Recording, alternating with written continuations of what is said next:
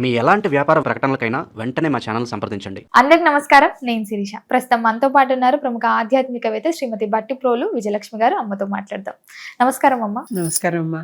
అమ్మ, విశేషంగా మనం చాలా పూజలు చేస్తాం. మన తెలుగింటి వారంటేనే పూజలు వ్రతాలు చేస్తూనే ఉంటారు. ఎన్ని పూజలు చేసినా, ఎన్ని వ్రతాలు చేసినా ఎక్కడ ఒక చిన్న మెలిక అనేది ఉంటుంది. డౌట్, ఇది చెయ్యొచ్చా చేయకూడదా, చేస్తే ఏమవుతుంది, చేయకపోతే ఏమవుతుందని. ముఖ్యంగా ఏదైనా వ్రతాలు చేసేటప్పుడు, పూజలు చేసేటప్పుడు కలుషం అనేది పెట్టుకుంటాం మనం. అది ఎన్ని రోజులు పెట్టొచ్చు అంటారు? వ్రతాలు అయితే ఒక 9 రోజులని ఒక దీక్షగా ఇన్ని రోజులు చేసుకుంటాం. ఒకవేళ పూజలాగా అనుకుంటే ఆ నెక్స్ట్ డే తీయాలా, ఆ కొబ్బరికాయ మనం ఏం చేయాలి, ఆ నీటిని ఏం చేయాలని చాలా ఉంటాయి, చాలా సందేహాలు. ఒక్కసారి వాటి గురించి. తప్పకుండా. కలశం పెట్టుకోవడం అనేది కొంతమంది ఇళ్లలో ఉంటుంది, కొంతమంది ఇళ్లలో ఉండదు. ఉన్న వాళ్ళే వాటిని ఏం చేయాలి అనేది సమస్య. పెట్టుకుని వాళ్ళకి అసలు ఏం చేయాలనే సమస్య. ఒకవేళ పెట్టుకుని వాళ్ళు ఉంటే పెట్టుకోవచ్చమ్మా? పెట్టుకోవచ్చా అంటే ఇప్పుడు దానివల్ల ఏదైనా వాళ్ళ ఇంట్లో ఎందుకు పెట్టుకోవద్దు అంటున్నారు అనేది వాళ్ళ పురోహితుల్ని కానీ, ఇంట్లో పెద్దలు ఉంటారు కదా, వాళ్ళని కానీ కనుక్కొని సంప్రదించి పెట్టుకుంటే తప్పులేదు. సంప్రదించి పెట్టుకుంటే తప్పులేదు.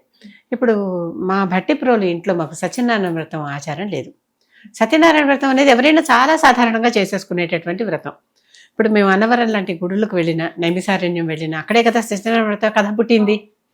అక్కడికి వెళ్ళినా అక్కడ మేము వ్రతం చెయ్యం. అంటే మామూలుగా ఆలయాల్లో దేవుడిని దర్శించుకుని హుండీలో డబ్బులు వేసి దండం పెట్టి వచ్చేస్తాం.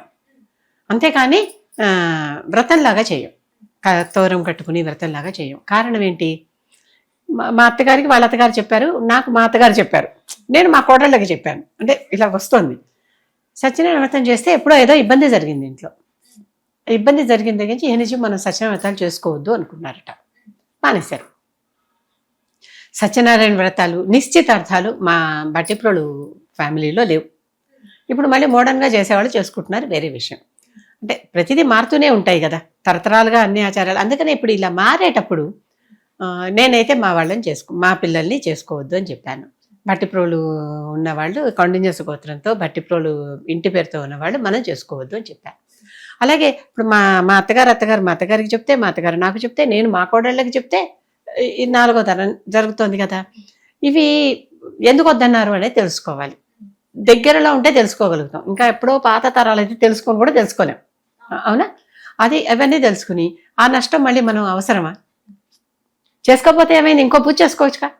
అది ఎప్పుడైతే మేము చేసుకోమో దానికి బదులుగా వెంకటేశ్వర దీపారాధన చేసుకుంటాం. ఇంకోటి చేసుకుంటున్నాం కదా. ఎప్పుడైతే అందరూ ఏదైనా ఒక శుభకార్యం తర్వాత సత్యనారాయణ వ్రతం చేసుకుంటే, మేము ఆ శుభకార్యంతో పాటుగా వెంకటేశ్వర దీపారాధన చేసుకుంటాం. అక్కడికి ఇది విష్ణు ఆరాధనే, అది అంతే కదా. ఏదైనా కూడా దైవారాధనే, అది చేసుకుంటాం. కనుక మాకు ఇలా ఏదైనా ఉంటే కలశం పెట్టొద్దు అన్నారంటే, ఎందుకు ఎవరు పెట్టొద్దు అన్నారనేది కొంచెం తెలుసుకోండి. అది మనకి ఇప్పుడు పర్వాలేదు చేసుకోవచ్చు అని అనిపిస్తే చేసుకోండి, లేదు వదిలేద్దాం అంటే ఇప్పుడు ఆ ఇబ్బంది ఏదో అక్కడ కలిగిందని నాకు ఆ ఇబ్బంది మళ్ళీ మనకు అవసరమా? పొరపాటున కలిగితే ఏం చేస్తాం అని ఒకటి ఆలోచించుకోవాలి కదా.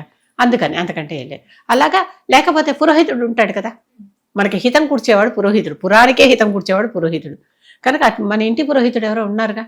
ఈ మైగ్రేషన్స్ వల్ల ఈ మధ్య ఇంటి పురోహితులు కూడా ఉండట్లేదమ్మా. మైగ్రేషన్స్ వల్ల అంటే పల్లెల నుంచి పట్టణాలకి, పట్టణాల నుంచి నగరాలకి, నగరాల నుంచి విదేశాలకి వెళ్ళిపోతున్నారు కదా అందరూ.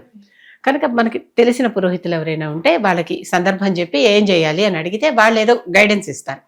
కనుక అందరికీ కలిపి కామన్గా ఒకటే ఉపాయం నేను చెప్పలేను, ఎందుకంటే ఇంటింటికి మార్పు ఉంటుంది. లేదు కలశం పెట్టుకునే పద్ధతి ఉంది, కలశం పెట్టుకుంటారు.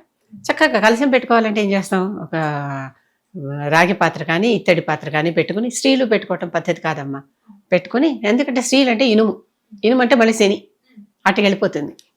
పంచలోహ పాత్ర ఇలాంటివి ఉన్నాయి కదా, ఈ వీటిలతో చేసి పెట్టుకుని దాని మీద పంచపల్లవాలతో ఆకులతో చక్కగా, ఇప్పుడు తమలపాకులు మామిడాకులు పెట్టేస్తున్నారు. పంచపల్లవాలు అంటే మర్రి, జువ్వి, రావి ఇలాంటివి పెట్టాలన్నమాట.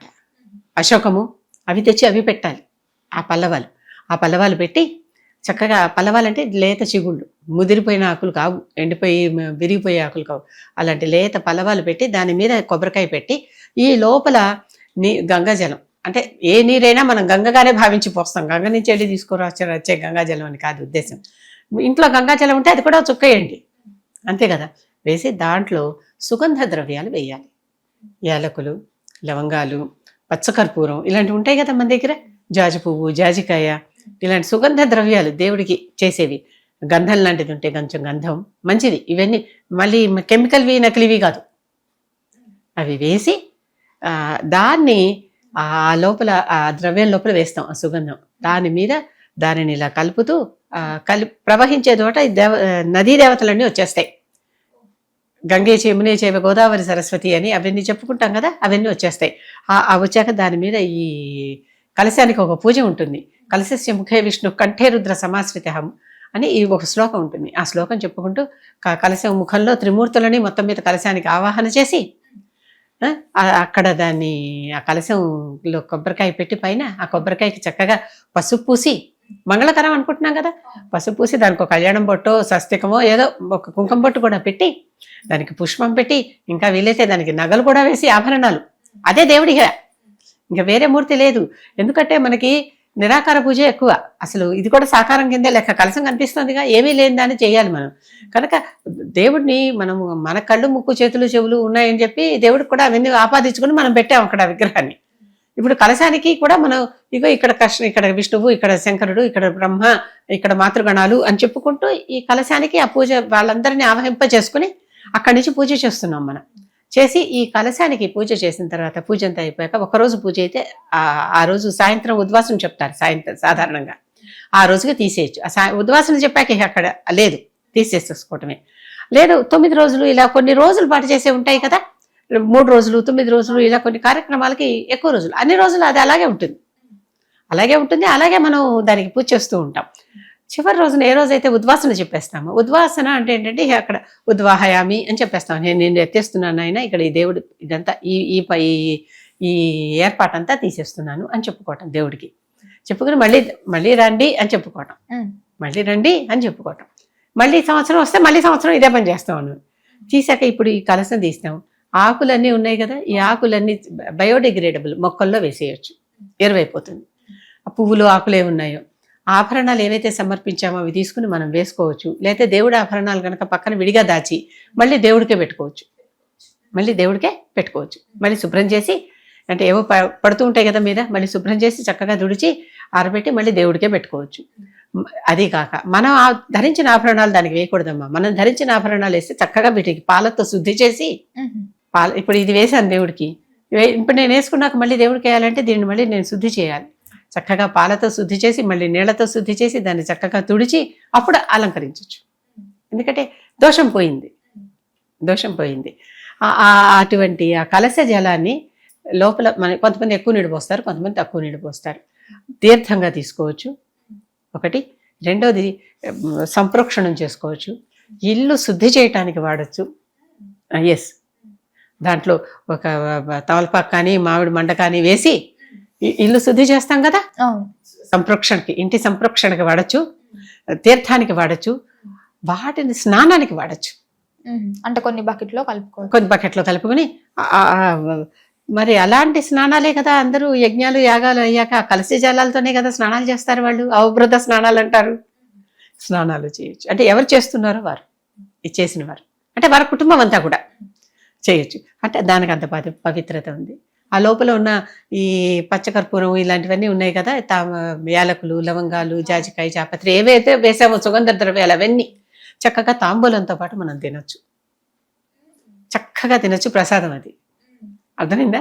అంతేకాకుండా ఆ మీద కొబ్బరికాయ ఉంది కదా కట్టాం, ఆ కొబ్బరికాయని పగలకొట్టి ఆ కొబ్బరి నీళ్లు కూడా తీర్థమే. ఈ కొబ్బరికాయతో ఏదైనా మధుర పదార్థం చేసి, ప్రసాదం కదా, దాంతో కారం చేయొద్దు. మళ్ళీ కారంగా ప్రసాదం అనేసరికి మనం అంత కారాలు ఇష్టపడం, స్వీటే చేస్తాం. చక్కగా ఏదైనా కొబ్బరి లౌస్ లాగా చేయొచ్చు, కొబ్బరి హల్వా లాగా చేసుకోవచ్చు, కొబ్బరి పాయసం చేసుకోవచ్చు, ఏదైనా కొబ్బరితో చేసేటటువంటి స్వీట్ ఏదైనా సరే, బర్ఫీ చేసుకోవచ్చు. చేసి అది అందరూ తింటాం. పారేయకూడదు. కొబ్బరికాయ కొట్టాలి.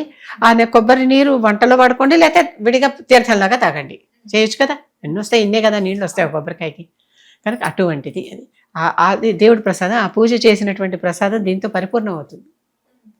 అక్కడ నైవేద్యం పెట్టమని తిన్నాం ఎలాగూ, వాళ్ళని ఆవాహన చేశాను దాంట్లోకి. మరి అది వాళ్ళే వచ్చి ఉన్నారు దాంట్లో అనుకుంటే అది మాత్రం ఎంత గొప్ప. ఇప్పుడు కూడా కొన్ని నదులు, నైమిసారణ్యంలో చక్రతీర్థం ఉంది. సకల దేవతలు అక్కడ ఎప్పుడు వచ్చి అక్కడ ఉన్నారు అని చెప్పి దానికి వరం. ఆ నదికి, ఆ చక్రతీర్థంలో అది చిన్న లేక్ లాంటిది, లేక్ కూడా కాదు, సరస్సు, ఒక తటాకం బావి అనుకోపోని. రౌండ్గా సర్క్యులర్గా ఉంటుంది, చక్రంగా ఉంటుంది. ఆ నీళ్లు ఆ పురాతన విశేషం ఏమిటో మరి, ఇప్పటికే నీళ్లు తిరుగుతూనే ఉంటాయి, రౌండ్ గా నీళ్లు తిరిగేస్తూ ఉంటాయి. మన నీళ్ళలో ఉంచగానే మనం కూడా తిరిగిపోతాం. అటువంటి జలం అది. అక్కడ సకల దేవతలు ఎప్పుడు నిత్యం అక్కడ ఉంటారట దాంట్లో. వాళ్ళతో పాటు మనం స్నానం చేస్తున్నాం. పుష్కరాలప్పుడు అందుకే కదా వెళ్ళి స్నానం చేస్తున్నాం. అటువంటి జలం అనమాట అది. ఆ జలంతో మనం స్నానం చేయొచ్చు, తీర్థం తీసుకోవచ్చు, ఇంట్లో సంరక్షణ చేయొచ్చు, మీ ఇష్టం. వాటినాట్ శుభంగా ఏదన్నా చేసుకోవచ్చు. ఆ కొబ్బరికాయతో చక్కటి మధుర పదార్థం చేసుకుని అందరూ తినండి, పారేయకండి. పక్క వాళ్ళకు కూడా పెట్టచ్చు. అంటే దాని మీద గౌరవం ఉన్న వాళ్ళకి. గౌరవం లేని వాళ్ళకి పెడితే దాని అమర్యాద చేసినట్టే. నాకు వద్దు అనే వాళ్ళు ఉంటారు కదా, అలాంటి వాడు వద్దు. చక్కగా దాని మీద మర్యాద. ఇప్పుడు నీకు మా ఇంట్లో నేను చేశాను, నీకు ఆ దేవుడు అంటే మర్యాద ఉన్నది, గౌరవం భక్తి ఉంది, నీకు ఇస్తా, తప్పలేదు. భక్తులందరూ తినచ్చు. అది చెయ్యాలి. అది కొబ్బరికాయ కానీ ఏది పెట్టినా చక్కగా ఈ రకంగా చేసి. కొంతమంది ఏం చేస్తారంటే పూర్తిగా ఎండిపోయిన కొబ్బరికాయ తెచ్చి పెడతారు. అవును, పూర్తిగా ఎండిపోయింది అంటే పచ్చి కాదు, లోపల నీళ్లు ఉండవు, కురుడి లాంటివి తెచ్చి పెడతారా. దానికోసం అలాంటివి అని అడిగితే బజార్ షాపుల్లో ఇస్తారు మనకి. అలా అప్పుడు ఆ కొబ్బరికాయ పెట్టి అది ఎప్పుడు అంటే ఎప్పుడు ఉంటూనే ఉంటుంది. దేవుడి మందిరంలో పెట్టేసుకుంటారు. అలా కూడా ఉంటాయి. కొన్ని చెట్లు కూడా వస్తుంటాయమ్మా చెట్లు వస్తే అది ఇంకా మలుకున్నట్టు. దాంట్లో చెట్లు వస్తే పాతి పెట్టేసుకోవటమే ఇంట్లో. చక్కగా మన ఇంట్లో చోట్లేకపోతే ఇప్పుడు అపార్ట్మెంట్లో నేను నా బాల్కనీలో కొబ్బరి మొక్క వేయలేను కదా, కనుక దాన్ని తీసుకుపోయి ఎక్కడైనా దేవాలయంలో ఇస్తే అక్కడ వేసేస్తారు. లేకపోతే మన ఇంకెవరికైనా వాళ్ళ నేల మీద ఉండే వేసుకునే అవకాశం. లేకపోతే మన అపార్ట్మెంట్లోనే కింద గ్రౌండ్ ఉంటుందిగా, భూమి లేనిదే ఏమీ లేదుగా, కనుక అక్కడ పెట్టేసుకోవచ్చు. అమ్మ, మాకున్న ఎన్నో సందేహాలను నివృత్తి చేసినందుకు ధన్యవాదాలు అమ్మా. నమస్కారం అమ్మా.